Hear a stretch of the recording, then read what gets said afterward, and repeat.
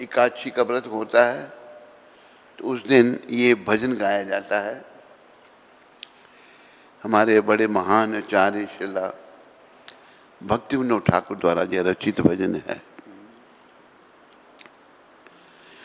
शुद्ध भगत चरण रेणु भजन अनुकूल शुद्ध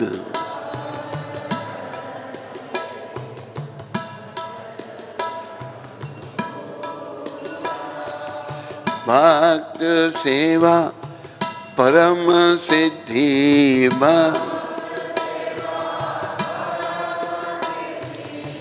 प्रेमलती कर मूला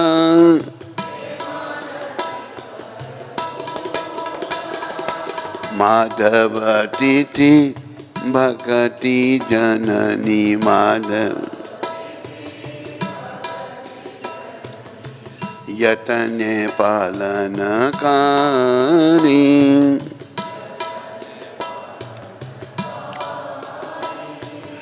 कृष्ण बसती बसती बलि कृष्ण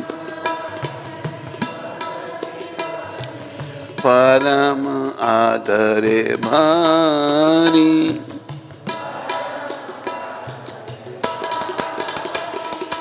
गौर आमार ये सब स्थाने गौर करला भ्रमण रंगे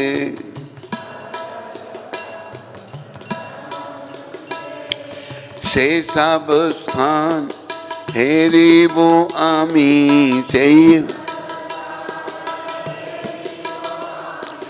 प्रणय भक्त संगे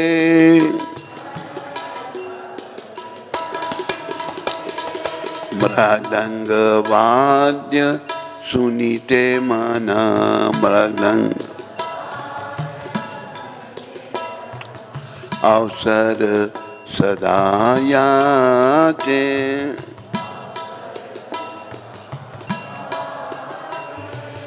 गौर विहित कीर्तन सुनी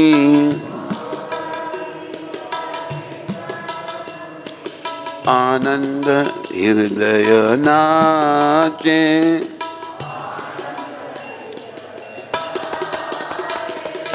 युगल मूर्ति देखिया मोर युगल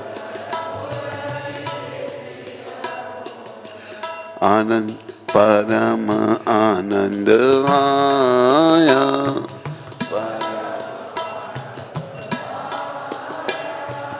प्रसाद सेवा करीते हाया प्रसाद सकल प्रपंच जाया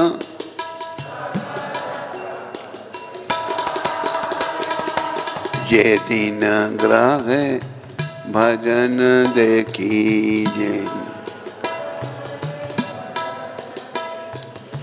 ग्रहते गौलोक भाया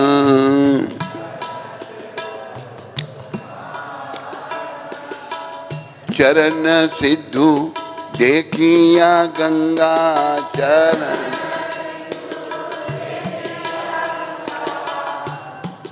चरण सिद्धू देखिया गंगा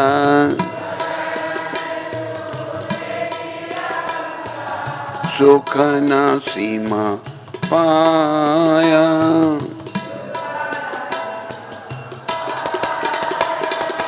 तुलसी देखी जुड़ाय प्राण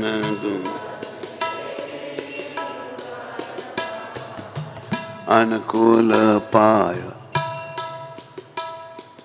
माधव तेसी तुलसी देखिया जुड़ाया प्राण तुलसी देखिया माधव तोषणी जानी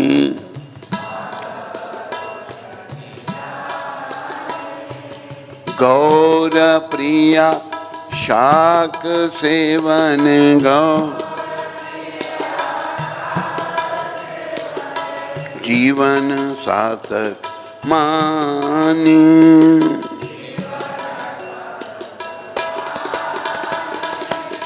भक्ति विनोद कृष्ण भजन भक्ति अनुकूल पाय जा।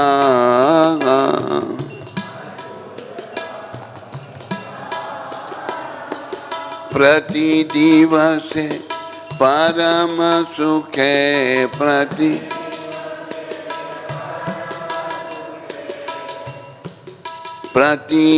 दिवस परम सुखे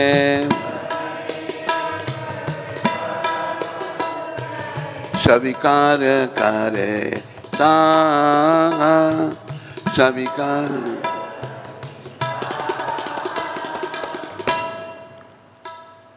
बोलो भक्ति विनोद ठाकुर महाराज की।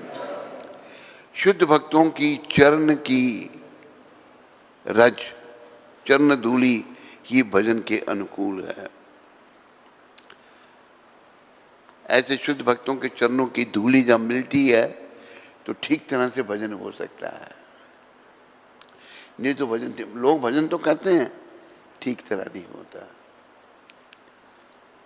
और हमें एक बार ये शाइन कर रहे थे गुरु महाराज,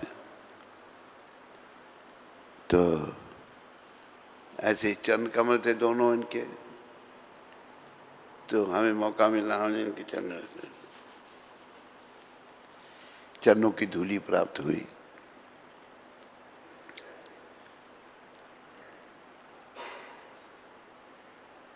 भक्तों की सेवा की परम सिद्धि है। भक्तों की सेवा से परम सिद्धि कृष्ण प्रेम मिलेगा, तथा प्रेम रूपी लता का मूल है। प्रेम, भगवान से जो प्रेम है उस मूल की ये जड़ है। माधव तिथि एकादशी, आज एकादशी है, भक्ति देने वाली है। एकादशी के दिन हमें काम कम और भजन ज़्यादा करना चाहिए। एकादशी माता से यही प्रार्थना करनी चाहिए, माता कृपा करो हमें भक्ति दे दो बस।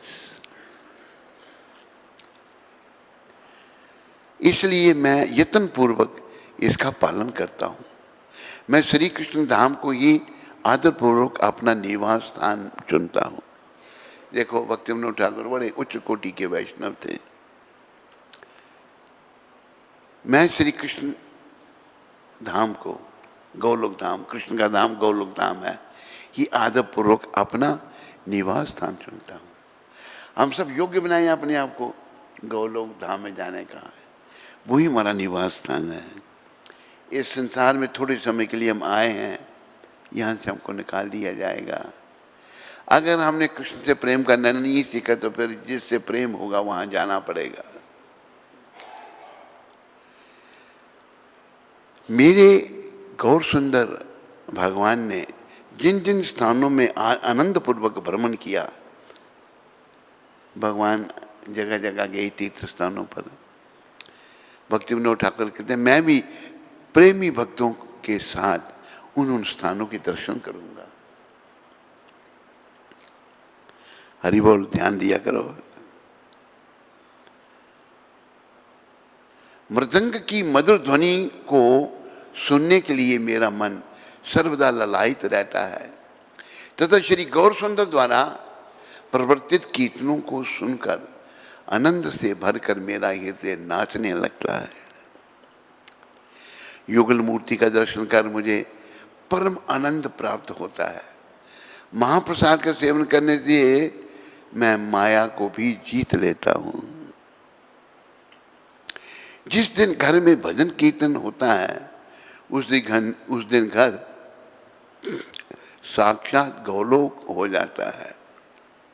श्री भगवान का चरणामृत और श्री गंगा जी का दर्शन करके तो सुख की सीमा ही नहीं रहती। माधव प्रिया तुलसी जी का दर्शन कर त्रितापों से दग्ध हुआ हृदय सुशीतल हो जाता है। बोलो तुलसी महारानी की।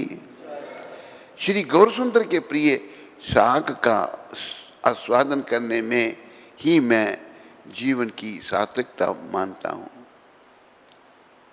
गौर भगवान को साग बड़ा पसंद था, तो भक्ति विनोद ठाकुर कहते हैं उसका सेवन करने से बड़ा आनंद मानता हूँ।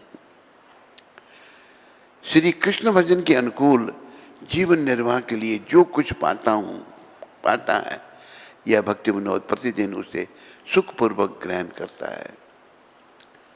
देखो, हमें जो कुछ भी प्राप्त हो उसे सुखपूर्वक ग्रहण करके भजन करना चाहिए। ये नहीं कि बड़े धन संपत्ति के पीछे पड़ गए, वो उसमें मोहग्रस्त हो गए, साथ में जाएगा कुछ भी नहीं। मोह माया पुनः इस संसार में हमको खींच के ले आएगा। आज बरूथनी एकादशी है, बोलो बरूथनी एकादशी माता की। वैशाख मास के कृष्ण पक्ष में आने वाली बरूथनी एकादशी का महात्म भविष्योत्तर पुराण में श्री कृष्ण और महाराजा युधिष्ठिर के संवाद में कहा गया है। एक बार युधिष्ठिर महाराज ने भगवान श्री कृष्ण से पूछा, हे वासुदेव, भगवान क्या के नाम वासुदेव है, वसुदेव के पुत्र वासुदेव, हे वासुदेव, विशाख मास के कृष्ण पक्ष की एकादशी का नाम क्या है और इस एकादशी व्रत का पालन करने से क्या फल प्राप्त होता है और उसका महात्म क्या है। भगवान श्री कृष्ण ने कहा, हे प्रिय राजन, इस एकादशी का नाम बरूथनी है, जिसको करने से इस जन्म और अगले जन्म में भी सौभाग्य प्राप्त होता है। इस एकादशी व्रत के प्रभाव से व्यक्ति सभी पापों से मुक्त हो जाता है। देखो हमारी समस्या क्या, पाप हमारे सरों पर है। अभी जैसे देखो जम्मू कश्मीर है, जम्मू का इलाका डोगरा है, कश्मीर का वहाँ कश्मीरी पंडित मांसाहारी सारे। पंडित का नाम लिखते हैं पंडित। कौन सा मांस खाते हैं? जो मुसलमान हलाल करते हैं, वो तड़पा तड़पा कर पशु को मारते हैं, बहुत तड़पा कर। वही मांस कश्मीरी खा रहा है, वो अपने आप को पंडित कहता है, वही मुसलमान खा रहा है। तो हमें जो है अपनी जीवा पर कंट्रोल करना है, बहुत जरूरी है। तो पाप जब करेंगे मांसाहार खाने से, तो पाप ही पाप होगा। इस एकादशी व्रत के प्रभाव से व्यक्ति सभी पापों से मुक्त होता है, साथ ही उसे वास्तविक आनंद की प्राप्ति होकर वह भाग्यवान बनता है और जन्म मरण के चक्कर से छुटकारा मिलकर उसे भगवान की भक्ति प्राप्त होती है। जन्म मरण के चक्कर से छुटकारा हमने लेना है भगवान श्री कृष्ण की भक्ति के द्वारा। इस व्रत के पालन से मानदाता राजा को मुक्ति मिली, मानदाता राजा को मुक्ति मिली। उसी प्रकार अनेक राजा महाराजा, जैसे कि महाराजा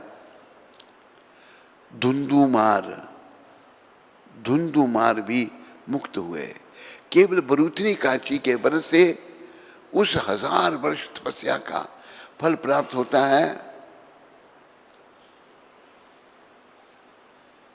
10,000 वर्ष का फल प्राप्त होता है तथा सूर्य ग्रहण के समय कुरुक्षेत्र पर 40 किलो स्वर्ण दान का फल इस व्रत को करने से होता है। आज का व्रत जिसने किया था 40 किलो सोना दान करने के बराबर इसका फल है। ये राजन, गज दान यह अश्वदान से श्रेष्ठ है, हाथी का दान घोड़े के दान से श्रेष्ठ है। भूमि दान ये गज दान से श्रेष्ठ माना जाता है। भूमि दान गज दान से भी श्रेष्ठ माना जाता है और तिल दान ये भूमि दान से भी श्रेष्ठ है। स्वर्ण दान ये तिल दान से श्रेष्ठ है तथा अन्न दान ये स्वर्ण दान से भी श्रेष्ठ है। हे राजन, अन्न दान करने से पूर्वज देवता और सभी प्राणी प्रसन्न होते हैं। बुद्धिमान लोगों का बुद्धिमान लोगों का यह विचार है कि कन्यादान भी अन्नदान जितना ही पुण्य कार्य है। स्वयं भगवान कहते हैं कि अन्नदान ये गौदान जितना ही श्रेष्ठ है, परंतु सर्वश्रेष्ठ विद्यादान ही है। सर्वश्रेष्ठ विद्यादान। देखो, इन बच्चों को विद्यादान दिया जा रहा है, इनको निःशुल्क पढ़ाया जा रहा है। यहाँ पर पहले जो गुरुकुल हुआ करते थे, वहाँ गुरुजन बच्चों को निःशुल्क पढ़ाते थे, उनसे से पैसे नहीं लेते थे, इनसे भी कोई पैसे नहीं लिए जाते और निःशुल्क इनको पढ़ाया जा रहा है। परंतु सर्वश्रेष्ठ विद्यादान ही है। केवल बरूथनी कांची व्रत के पालन से सभी प्रकार के दान देने जैसा पुण्य प्राप्त होता है। सभी प्रकार के। अपने चरित्रार्थ के लिए जो अपनी कन्या को बेचता है, ये लोग लड़कियों को बेचते हैं, वो सबसे नीच मनुष्य माना जाता है और प्रलय तक उस व्यक्ति को नरक में दुख भोगना पड़ता है। इसलिए किसी को भी अपनी कन्या के बदले में कभी धन स्वीकार नहीं करना चाहिए, याद रखो। और जो व्यक्ति ऐसा करता है उसे अगला जन्म बिल्ली का मिलता है। परंतु अपनी क्षमता से ही जो व्यक्ति स्वर्णालंकार से सुशोभित करके योग्य वर को अपनी कन्या प्रदान करता है, उस व्यक्ति के पुण्यों का लेखा जोखा यमराज के सचिव चित्रगुप्त भी नहीं कर सकते।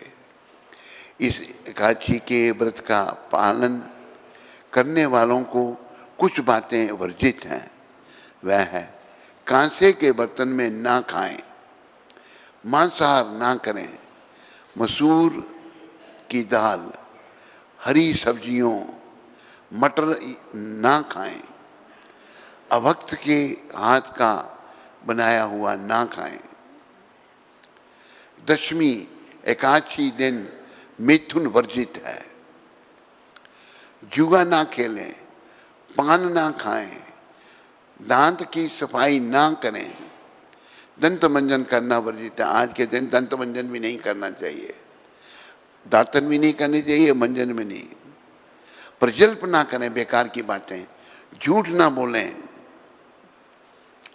किसी की भी निंदा ना करें, पापी व्यक्ति से बातें ना करें, दिन में ना सोएं, किसी पर भी क्रोध ना करें, शहद ना खाएं, आज शहद भी नहीं खाना।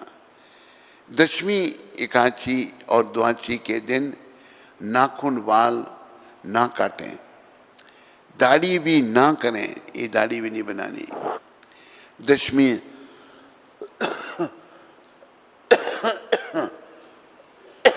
दशमी एकादशी और द्वादशी के दिन शरीर को तेल ना लगाएं। सावधानी पूर्वक इन सब बातों का पालन करने से उत्तम प्रकार से एकादशी व्रत का पालन होता है और पालन करने वाले को जीवन के सर्वोच्च ध्येय की प्राप्ति होती है।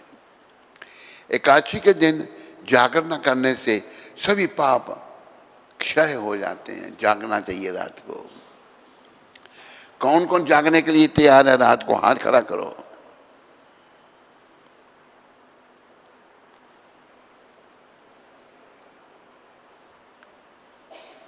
ये कह रहा मैं आशीर्वाद देता हूं, आप सब जागो, मैं सोया रहूंगा। ठीक है, सबने जागना है, जागरण करना है। एकादशी के दिन जागरण करने से सभी पाप क्षय हो जाए, जो पाप है वो सब नष्ट हो जाएंगे और उसे भगवत धाम की प्राप्ति हुई, धाम में जाएगा जागरण करना मात्र से। इस एकादशी की महिमा को जो कोई भी सुनता है अथवा पढ़ता है उसे 1 सहस्र गौदान का पुण्य मिलता है। पढ़ने से 100 गौदान का पुण्य मिलता है और सुनने से भी, और वह भगवान विष्णु के धाम की प्राप्ति करता है, विष्णु का धाम मिल जाएगा। बोलो एकादशी व्रत महात्म की जय।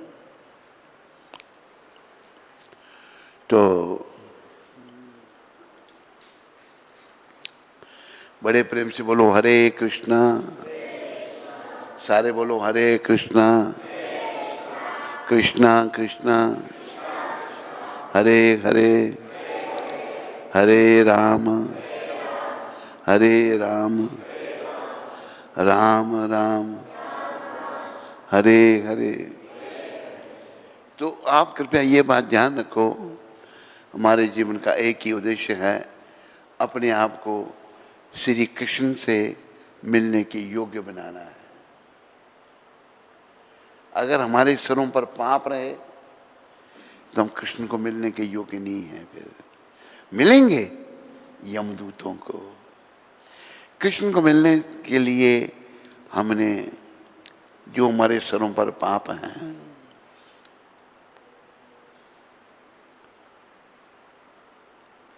पाप गठरिया सर पर लादे रहा भटकता रोज।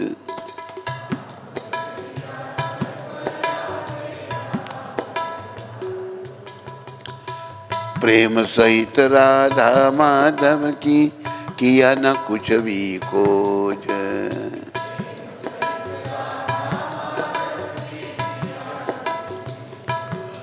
झूठा करता रहा तमाशा बातों में बीती जाए। झूठा करता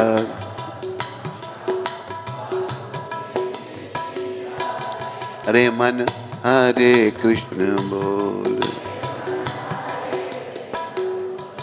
हरे मन हरे राम बोल। तेरी हीरे जैसी श्वासा बातों में बीती जाए। तेरी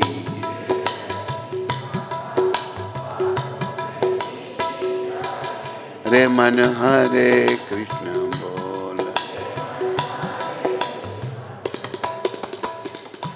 हमारे जो श्वास हैं, एक एक श्वास अनमोल है।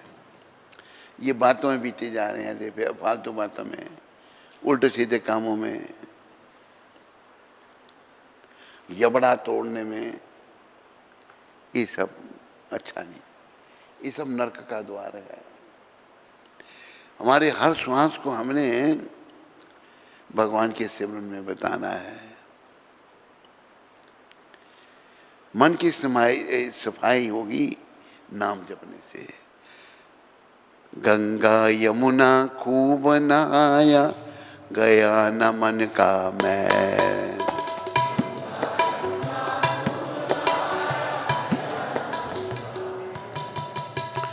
घर धंधों में लगा हुआ है यूं कोलू का बैल।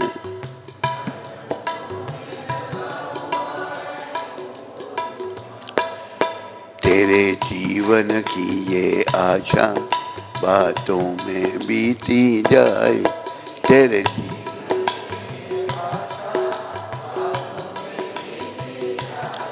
रे मन राम कृष्ण बोल। संसारी कामों में हम कैसे लगे हैं, जैसे कोलू का बैल।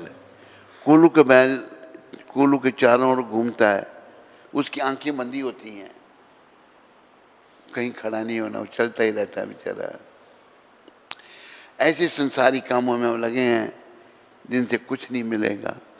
मिलेगा नरक मिलेगा, यमदूत मिलेगा, लेकिन हमें भगवान का नाम जप करके अपने पापों का क्षय करना है, समाप्त करना है। आगे कहा है, किया न पौरुष आकर जग में दिया न कुछ भी दान। किया न पुरुषार्थ, पुरुषार्थ नहीं किया, ना कुछ दान दिया। क्या किया? मेरी तेरी करता करता निकल गया यह प्राण।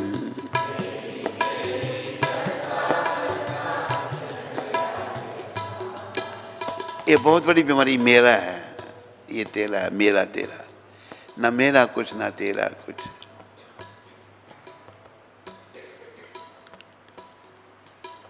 एक मुसलमान बादशाह था,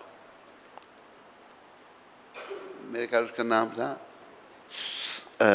अलेक्जेंडर, सिकंदर, ऐसा किसी ने कथा सुनाई थी एक बुजुर्ग ने। तो उसने जितने सोने चांदी के सिक्के थे खजाने भर दिए। अब लोगों को कोई सामान खरीदना तो गवर्नमेंट देती थी, ऐसा तरीका अपना दिया। कोई भी मार्केट में कोई पैसा नहीं है किसी के पास। एक बार उसने क्या किया, डोंडी पिटाई के मैं अपनी बेगम 1 रुपये में बेचूंगा। वो ये देखना चाहता था कि किसी के पास पैसे हैं या नहीं है, किसने खरीदनी थी, किसने बेचनी थी। एक कोई पागल था, अपनी माँ को कहने लगा, माँ तू बूढ़ी हो गई, जब मर जाएगी तो मेरा भोजन रोटियाँ कौन पकाएगा? 1 रुपया दे मेरे को, राजा की बेगम बिक रही है, ले आऊँगा, कम से कम रोटियाँ तो पकाएगी मेरी वो। माँ कहती है, बेटा रुपया तो कोई नहीं है, सब राजा ले गया। पीछे पड़ा, नहीं मुझे दे, मुझे दे। अब उसने सोचा कहाँ से दूँ। उसने कहा जब तेरा बाप मर गया था उसके मुंह में 1 रुपया रखा था, उधर से ले ले तू। जाके कब्र खोदी उसने, रुपया निकाला और गया, ये लो 1 रुपया बेगम दो मेरे को। तो ये 50 रुपया लाया कहाँ से तू? बोले कब्र से। उसने कब्र में खुदवा के रुपये निकाल लिए। जब वो मरने लगा, मरने से पहले एक फकीर आया उसको मिलने के लिए, सिकंदर को। बहुत बड़ा बॉक्स है। क्या कि आप जब खुदा के पास जाओ, ये मेरा तोहफा खुदा को दे देना।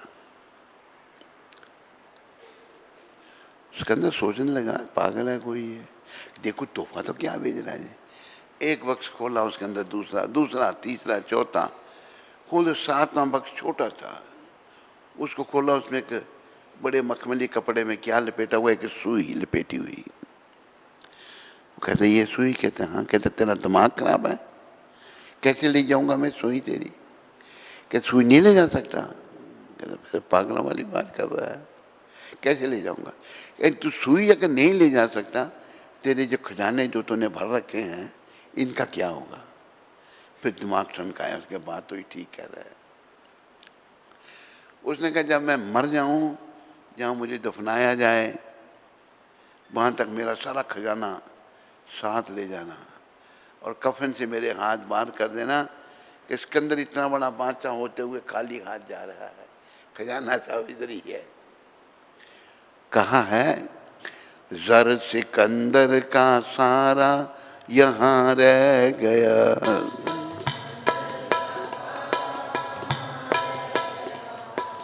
ज़र समझते हो किसको कहते हैं? हैं? पैसे को, धन को। ज़र सिकंदर का सारा यहाँ रह गया,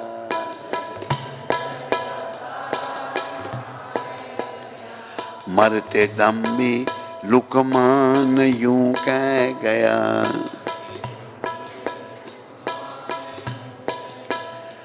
यह घड़ी हरगिज़ ना टाली जाएगी, यह घड़ी हरगिज़ ना टाल, जब तेरी डोली निकाली जाएगी।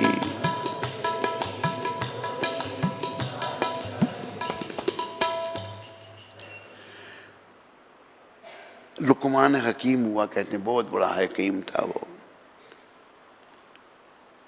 वो कहते हैं कि आर्टिफिशियल आदमी बना करके उसे सामान खरीदने के लिए भेज देता था मार्केट में। जब उसका अंत आया तो उसको पता लगे मैं मरने वाला हूँ। उसने क्या किया, अपनी शक्ल का 100 लुकमान बना के लाइन खड़ी कर दी। 100 लुकमान की जब लाइन खड़ी कर दी तो यमदूत आए, देखा 100 आदमी खड़ा, किसको ले जाएं, किसको छोड़ें। भागे यमराज के पास के हमारा ये जो केस दिया आपने लुकमान का, बड़ा सीरियस केस है। कहते क्यों? 100 आदमी खड़ा है वहाँ पर, किसको लाना है, किसको छोड़ना है? अच्छा, यमराज खुद आया।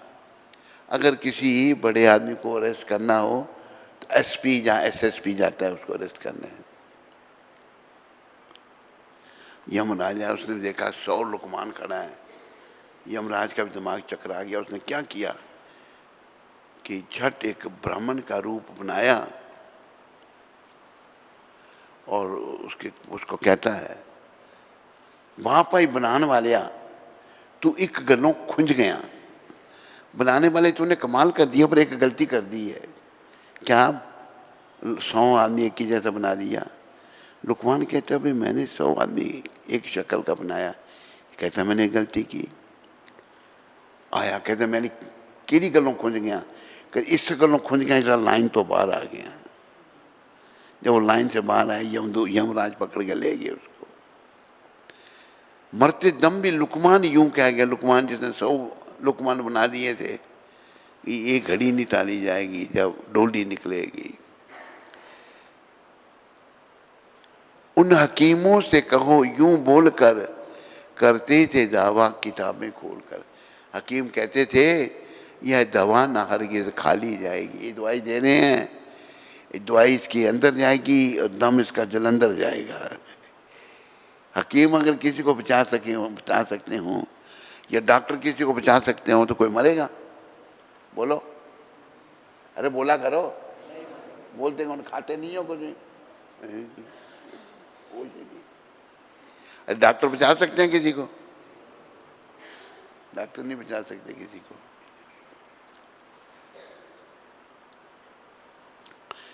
क्यों गुलों पर हो रही बुलबुल निशान, पीछे है खड़ा माली हूं खबरदार। मार कर गोली गिरा दी जाएगी जब तेरी डोली निकाली जाएगी।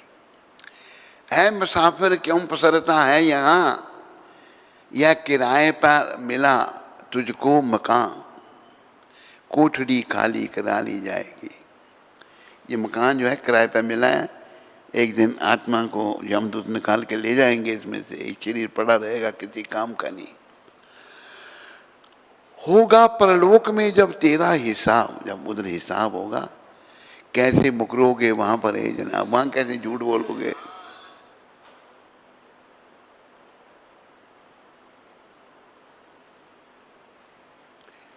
तेरी तरफ देख रहे, वो क्या करेगा?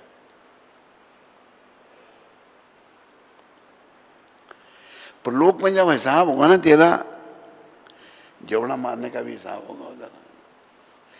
कैसे मुकरोगे वहां पर ए जनाब? वहां कैसे मुकरोगे जब वही तेरी निकाली जाएगी?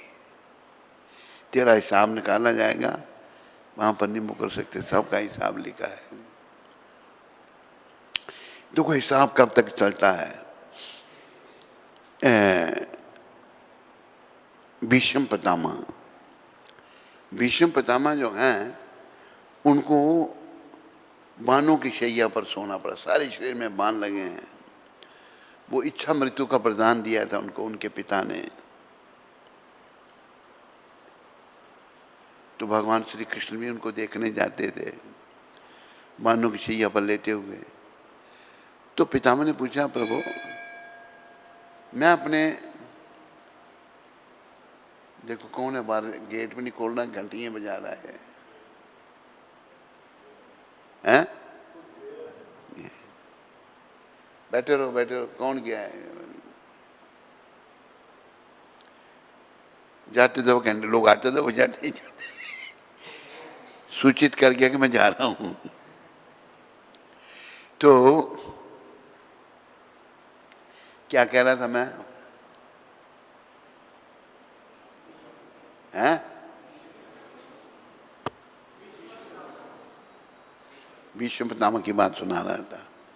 भीष्म पितामह को जब कृष्ण भगवान देखने गए, तो पितामह ने कहा कि हे सर्वेश्वर भगवान, मैंने 100 जन्म पूर्व कोई ऐसा पाप नहीं किया कि मुझे बाणों की शैया पर सोना पड़े। मैं बानों की सैया पर क्यों सोया हूँ, क्या मेरा पाप था। भगवान कहते हैं पितामह आप 100 जन्म पूर्व का तो हाल जानते हैं, 101 का नहीं जानते, वो मैं जानता हूँ। 101 जन्म पूर्व एक आप राजा थे, घोड़े पर सवार होकर जा रहे थे, आपकी सेना पीछे आ रही थी, आपने देखा रास्ते में एक सांप पड़ा हुआ है, आपने सोचा कि पीछे घोड़े आ रहे हैं, कुचल देंगे इसको, आपने उसको उठा करके साइड में फेंका, वो बबूल के पेड़ पर जा गिरा और बबूल के कांटे सब उसके शरीर में लग गए और तड़प तड़प कर उसने प्राण दिए। वो पाप आपको अभी इस जन्म में लगा है, 100 जन्म का पाप भी भोगना पड़ेगा।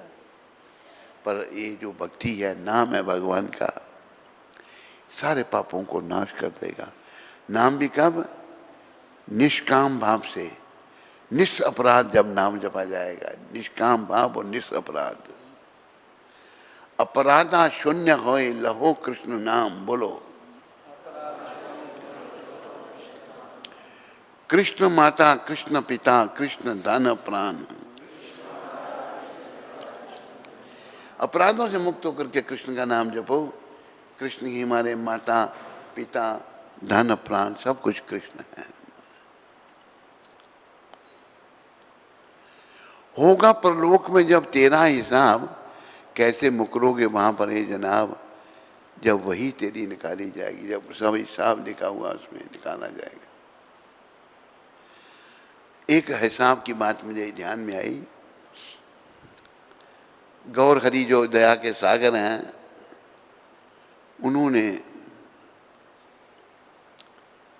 अपने बड़े भाई नित्यानंद जी को और अपने अनन्य भक्त हरिदास जी को प्रचार के लिए भेजा था, जाओ लोगों से नाम जपाओ।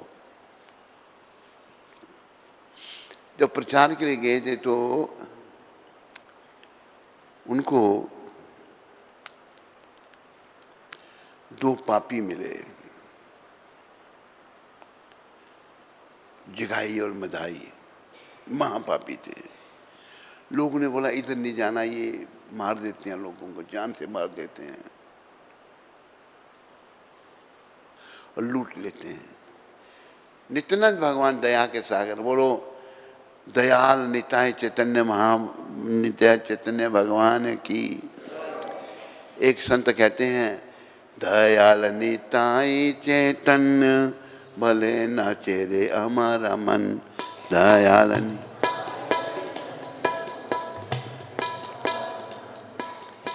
नाचे रे हमारा मन, नाचे रे हमारा मन।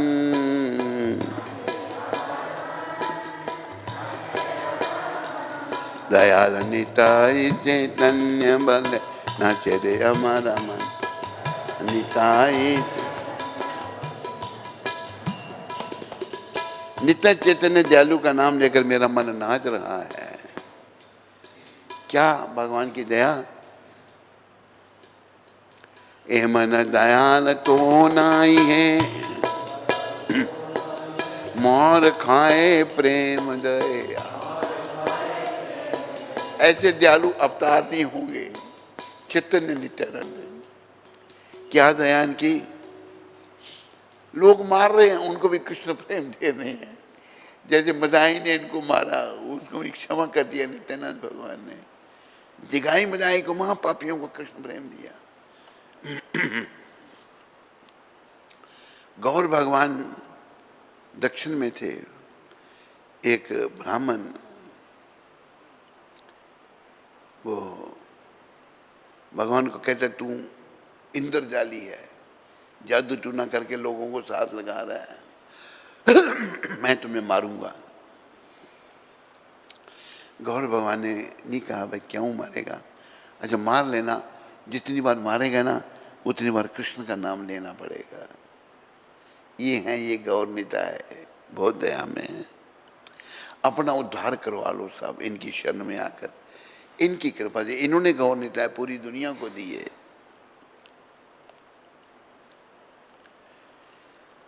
ए मन दयाल तो नाई है, ए मन मोर खाए प्रेम दय।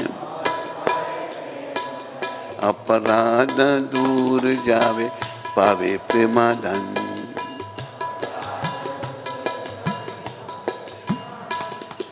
ना में अपराध विचार तो नहीं है, ना में कृष्ण नामे रुचि हवे गुची वे बंधन। कृष्ण हरि बोल। कृष्ण नामे रुचि हवे गुची वे बंधन।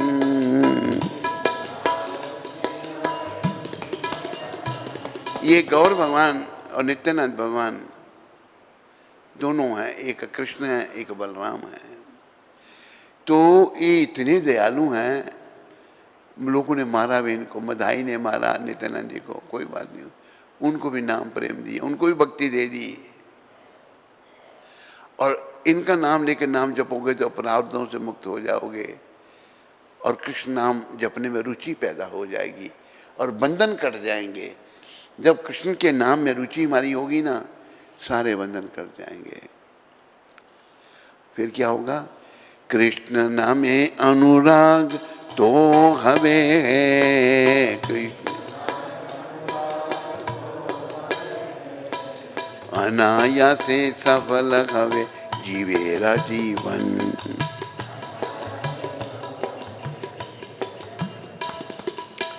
गौर नेता की कृपा से पहले इनकी भी कृपा लेनी पड़ेगी। गौर नेता की कृपा से कृष्ण के नाम में हमारी रुचि पैदा, अनुराग पैदा होगा, प्रेम पैदा होगा और अनायास से सफल हुए ये जीवन जो है ज़्यादा प्रयास किए बिना भी सफल हो जाएगा। और कृष्ण के चरणों, कृष्ण के प्रेम के बिना जीवन तो बेकार है। तो इनकी कृपा होगी तो क्या होगा? वृंदावने राधा कृष्ण राधा श्यामे रे पावे दर्शन। इनकी कृपा से, गौर नेता की कृपा से वृंदावन में राधा श्याम के दर्शन भी हो जाएंगे। बोलो गौर निताय भगवान की, बोलो गौर भगवान की। तो आप सब लोग एकादशी के दिन खूब भजन भक्ति करो, गौर निताय का स्मरण करो। निताय गौरंगा निताय गौरंगा। दयाल निताई चैतन्य बोले नाचर हमारा मन, एमन दयाल तो नाई है मोर खाए प्रेम दे। बहुत दयालु है निताई चैतन्य। तो आज तारीख है 24 और प्रभुपाद जी ने ये शिक्षा आज के दिन वृंदावन में दी थी। यदि मेरी उंगली में थोड़ा दर्द होता है तो मैं बहुत परेशान हो जाता हूँ, क्योंकि इस उंगली के साथ मेरा गहरा संबंध है। इसी प्रकार श्री कृष्ण के साथ भी हमारा गहरा संबंध है। देखो, उंगली में दर्द का उदाहरण दे रहे हैं प्रभुपाद जी, तो हम परेशान हो जाते हैं। ऐसे ही हम सब का संबंध, मेरा आप सबका कृष्ण भगवान के साथ है। उस संबंध को जागृत करना, उसको स्थापित करना है, ये जीवन का उद्देश्य है। बोलो मोर मुकुट बंसी वाले की, बोलो गौ निताय भगवान की, बोलो पतित पावन शिला प्रभुपाद की। हरे कृष्णा। कौन सा? हमारा गहरा संबंध है, तो बोल दिया था मैंने। हमारा पतन हो गया है, ये तूने लग इकट्ठा किया करना है इसको, भेज देते नजदीक। हमारा पतन हो गया है, हम पतित हो चुके हैं सारे दुनिया में जो भी हैं। इसलिए श्री कृष्ण को थोड़ा कष्ट होता है, भगवान को अच्छा नहीं लगता हम जो पतित हो चुके हैं। और भी इस धरती पर आते हैं। भगवान क्यों धरती पर आते हैं? श्री कृष्ण को कष्ट हो रहा है तो आप श्री कृष्ण भावना भावित बनिए, तब श्री कृष्ण को आनंद मिलेगा। आप कृष्ण भावना से भावित हो जाइए, कृष्ण भक्त बन जाइए, कृष्ण को आनंद मिलेगा। कष्ट क्यों हो रहा है? हम उनसे अलग होकर यहाँ माया के चक्कर में, जन्म मरने के चक्कर में पड़े हुए हैं। आरती करते हैं तो आरती क्या करते हैं? ओम जय चिट्टे नोट हरे, स्वामी जय चिट्टे नोट हरे, भक्त जनों के संकट यही नोट दूर करे। आरती भी नोटों की हो रही है। हमने भगवान के चरणों में ध्यान नहीं, नोटों में ध्यान है। हमें भगवान के चरणों में ध्यान लगाकर जीवन सफल बनाना है। तो जीवन को सफल बनाएंगे, कृष्ण भावना से भावित होंगे, कृष्ण को भी आनंद मिलेगा, कृष्ण को भी अच्छा लगेगा। बोलो कृष्णचंद्र भगवान की। हरे कृष्ण। हरे कृष्ण। ये हमारा परम सौभाग्य है जो नित्य हमें गुरु महाराज की अमृतमय वाणी के द्वारा कृष्ण कथन सुनने का सुअवसर प्राप्त हो रहा है। तो हम सभी गुरु महाराज जी के लिए 3 बार हरि बोल बोल के आभार व्यक्त करेंगे। हरि बोल, हरि बोल, हरि बोल। बोले सद्गुरुदेव महाराज की, जगत गुरु शिल प्रभुपाद की। गुरु महाराज जी के अच्छे स्वास्थ्य और दीर्घायु के लिए हम प्रार्थना करेंगे। कृष्णाय वासुदेवाय हरिये परमात्मने प्रणत क्लेश नाशाय गोविंदाय नमो नमः। कृष्णाय वासुदेवाय हरिये परमात्मने प्रणत क्लेश नाशाय गोविंदाय नमो नमः। बोले सद्गुरुदेव महाराज की, जगत गुरु शिल प्रभुपाद की जय। कोई प्रश्न नहीं है ना? आप में से किसी को कोई प्रश्न हो, हाथ खड़ा करके पूछ। हाँ, आज का प्रसाद जीव गोस्वामी प्रभु की तरफ से। प्रश्न पूछो। क्या प्रश्न दो? बस उसको माइक दो।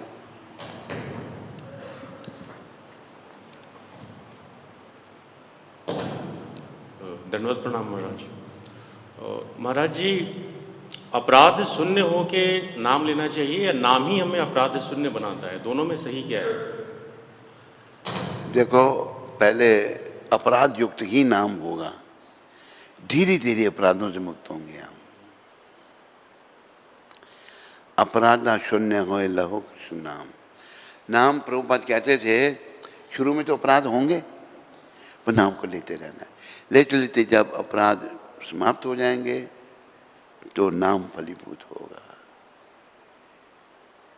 तो आपने कौन सा काम करना अभी? हाँ, नाम जपना है। और इतना जप कर कि हद कर दे कि यमराज भी तेरा खाता रद्द कर दे। ठीक है? और कोई प्रश्न किसी को?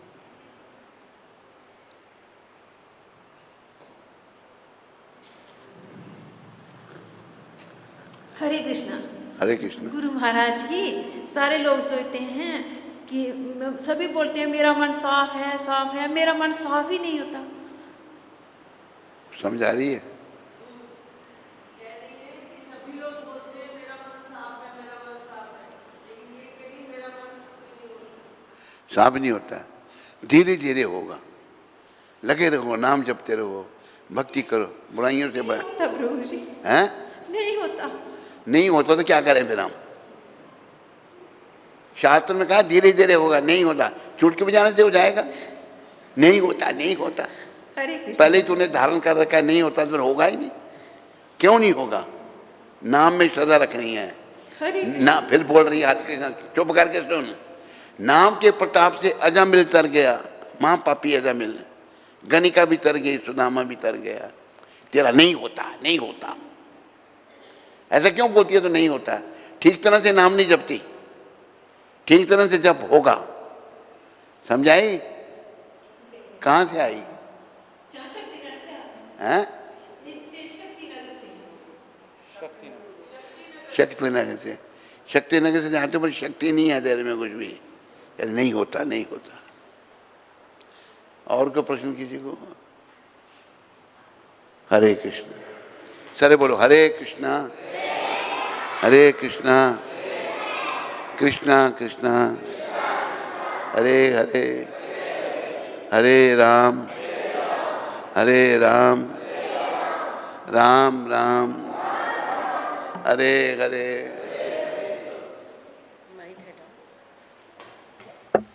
आप सब लोग आते जाइए और